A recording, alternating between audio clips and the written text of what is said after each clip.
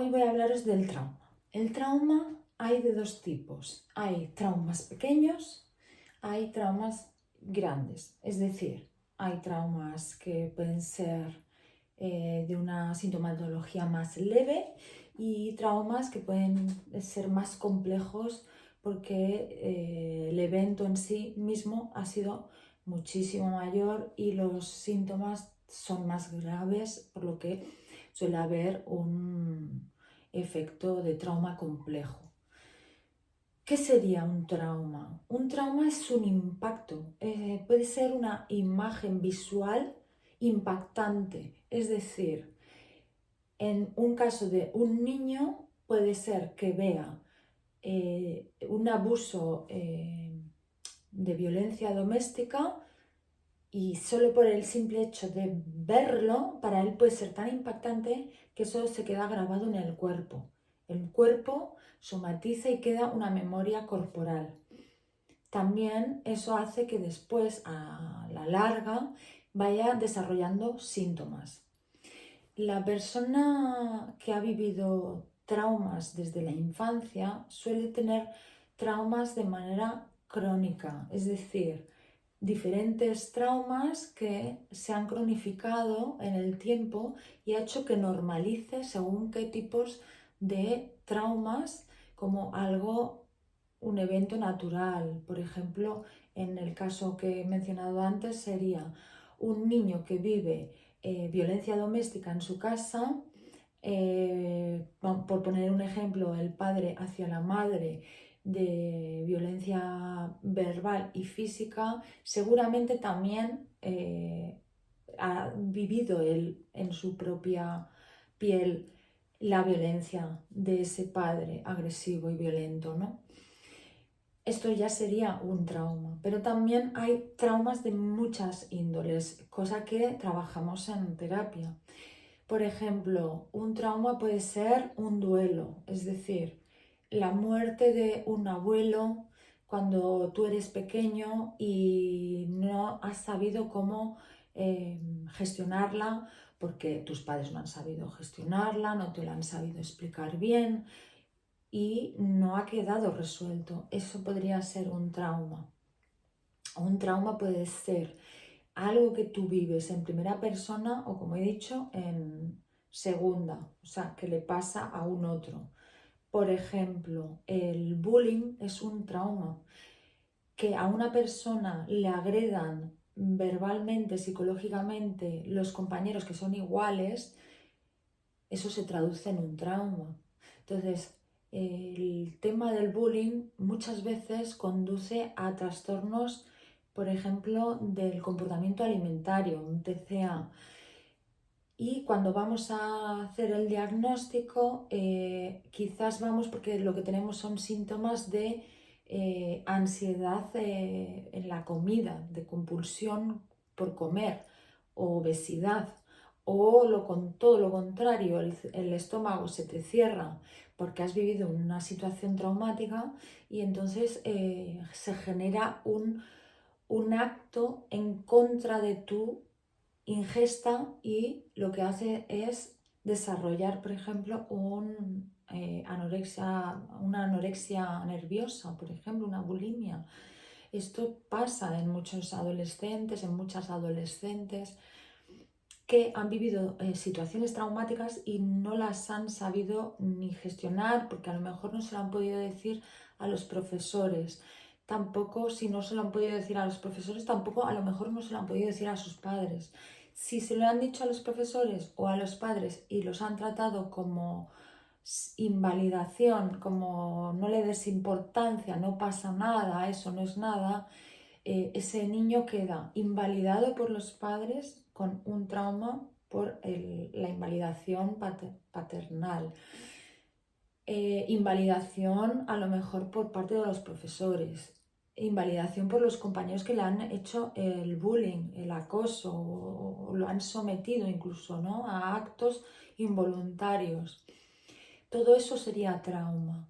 ¿Qué más puede ser un trauma? Un trauma puede ser desde la agresión o el maltrato psicológico, como por ejemplo que te insulten, o que te menosprecien, que se rían de ti cuando hablas, por ejemplo, en casa, con familiares directos tipo primos en la infancia, familiares tipo abuelos, tíos, tus propios padres. Todo eso genera un trauma en un niño. En las personas adultas también se sufre cuando tú tienes una pareja, por ejemplo, que te maltrata a nivel psicológico, te hace una infravaloración o desvaloración de tus méritos o de lo que tú le explicas. Eso también genera un trauma.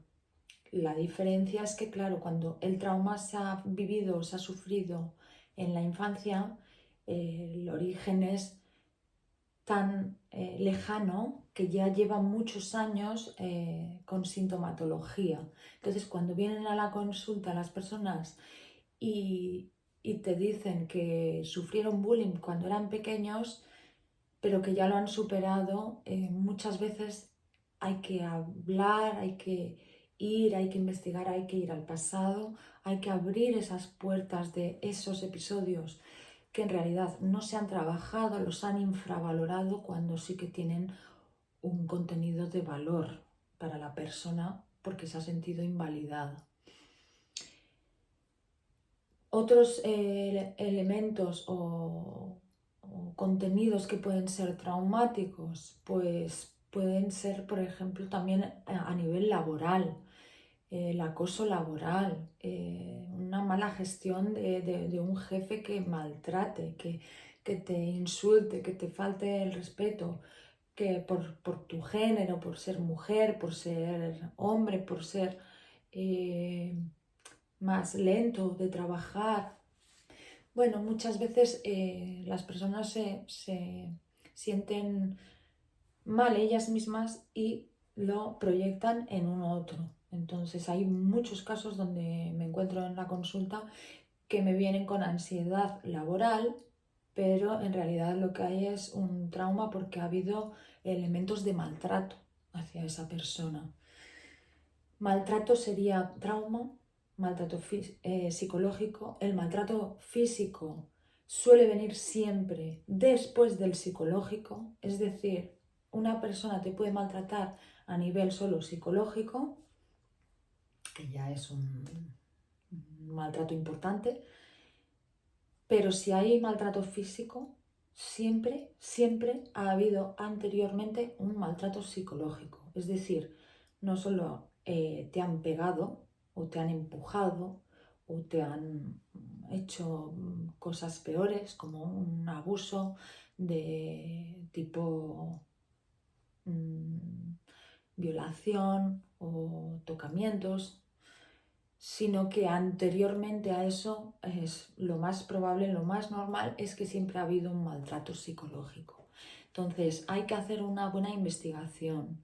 El trabajo en la consulta no se basa solo en los elementos que nos acompañan con los síntomas actuales. Los síntomas actuales quizás te abren las puertas de un pasado donde ha habido un algo que ha quedado como olvidado, como borrado o simplemente que el cuerpo, el cerebro lo que hace es para poder sobrevivir a esas experiencias traumatizantes, busca mecanismos de defensa para poder seguir viviendo en esos ambientes, en esos contextos.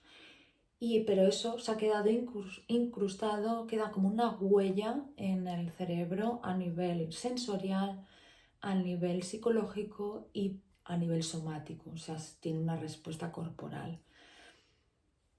Con lo que a la larga hay un detonante X evento que hace la explosión de que salgan a lo mejor todos esos síntomas que hasta ahora han estado como en letargo, ¿no?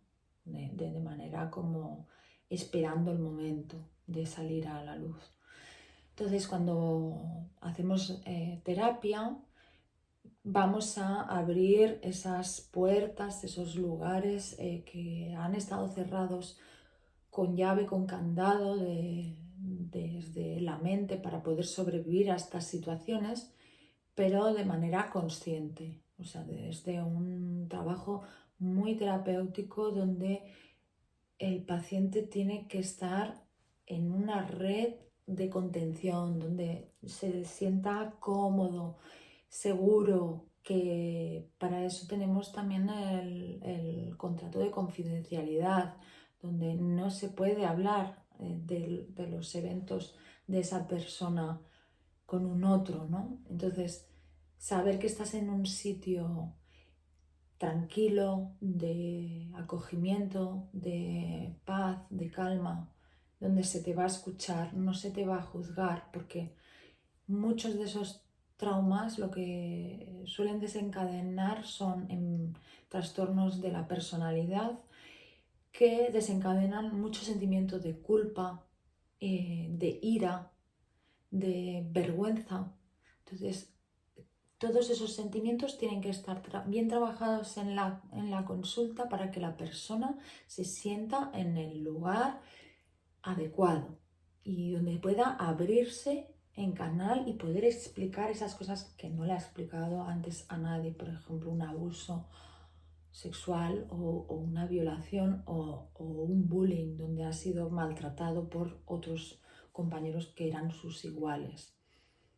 En la consulta me suelo encontrar con muchísimos trastornos de este tipo que no han sido diagnosticados bien, que se han diagnosticado con otro término de otro trastorno porque suelen ser comórbidos, es decir, que puede tener una persona un trastorno de la personalidad límite, por ejemplo, y también va a tener un trastorno de ansiedad, un trastorno por depresión o síntomas de ansiedad o síntomas de depresión, puede desarrollar una obsesión y compulsiones, un trastorno obsesivo compulsivo, puede desarrollar fobias, puede desarrollar manías y todos esos síntomas hay que ver desde dónde vienen, desde cuándo y por qué.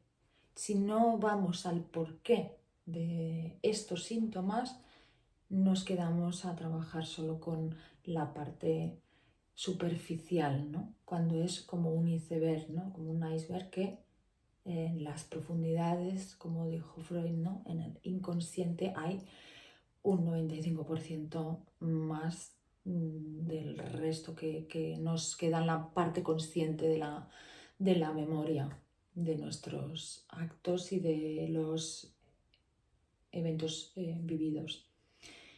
Entonces, dentro del trauma, como he explicado, se pueden suceder de diferente índole, tanto visual como corporal, cuando haya agresión física o, aunque no haya agresión física, el impacto hace que haya una zona del cerebro que se conecta con la emocional, que la emocional es la amígdala. Cuando vive un trauma, esta amígdala se multiplica, se ensancha, se amplifica. Entonces, todas las emociones se viven de manera más intensa. El hipocampo, que es la parte de la memoria, se reduce. Entonces, hace que borre partes de esa memoria, que es lo que suele pasar en los trastornos de estrés agudo muchas veces. Y en la parte de la ínsula, que es una parte que está en el lóbulo temporal del cerebro, en los lóbulos temporales, la ínsula conecta a nivel somatosensorial con la amígdala ese momento de traumático, ese primer evento, sobre todo el primero o el más impactante o los más impactantes, quedan estacionados en el cuerpo a nivel sensorial. Entonces, hay acciones que no podemos hacer porque tu cuerpo lo rechaza, porque tiene ese recuerdo en el cuerpo. O sea, por eso muchas personas que han sufrido, por ejemplo, una violación, después les cuesta mucho tener relaciones sexuales. O, por el contrario, pueden ser promiscuas, ¿no? Que tengan muchas relaciones sexuales. porque lo han vivido como algo natural. Entonces, hay muchos tipos de traumas, hay que hacer una buena evaluación de qué traumas hay realmente, que no sean imaginarios, que sean reales, que se puedan corroborar con otras personas. Yo invito muchas veces a los pacientes que me traigan, por ejemplo, si viene una adolescente o una adulta joven de 18 años, de 19, siempre suelo invitar a la madre o a los padres a que vengan a la consulta y hablar también de cómo se encuentra la hija, la paciente en cuestión. Es muy necesario ver las otras, la experiencia de ese paciente desde la visión de los otros para poder corroborar y ver cuál es la relación que hay intrafamiliar. Si es de pareja, pues invito a la pareja para que se pueda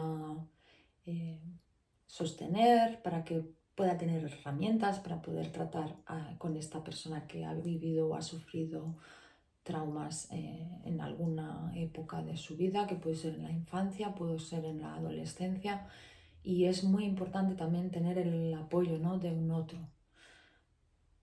En eso consta nuestro trabajo, en poder apoyar y acompañar a las personas que vienen a la consulta y que tienen dudas, ¿no?, de si lo que han vivido realmente fue traumático, fue un trauma o no, o solamente ha sido un episodio normativo que entraría dentro de la característica natural de la edad o algún tipo de realmente de algún maltrato, ¿no?